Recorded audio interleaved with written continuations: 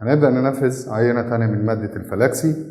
مادة الفلاكسي قلنا أقدر أشتغلها على أي خلفية أبيض أو أي ألوان فاتحة بطبيعة اللون اللي أنا مختاره زي ما هو، وأقدر آخد المادة بطريقة تانية وهي أجهز أرضية للمادة بلاستيك مط على حسب اللون اللي هشتغل بيه. على سبيل المثال هننفذ رقم 102. رقم 102 الألوان المتداخلة فيه مايلة للنبيتي والنحاسي أكتر، فعلشان كده بختار لون الأرضية على حسب لون المادة اللي أنا مختاره.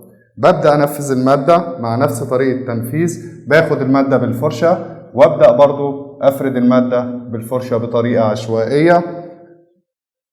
نسبة فرد المادة زي ما قلنا الكيلو بيفرد من 4 ل 6 متر مربع على الحيطة.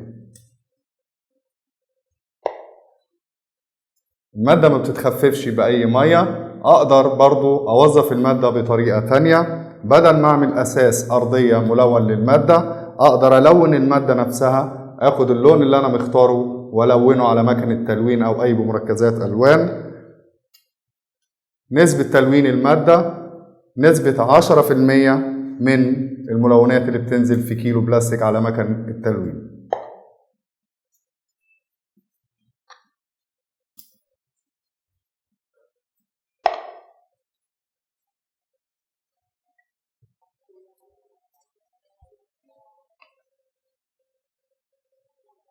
بعد ما فردت المادة بالفرشة بالطريقة دي أقدر أشطبها أو أفنشها بطريقة تانية وهي طريقة المالك الاستانلس. أقدر أمس المادة بالمالك الاستانلس علشان قلنا أهم ميزة في المادة وهي الحبيبات المطاطية اللي في المادة. مع ضغطة المالك للحبيبات دي على الحيطة الحبيبات هتمتط معايا على الحيطة وتديني شكل الشعيرات المتداخلة على الحيطة بمساحات أكبر.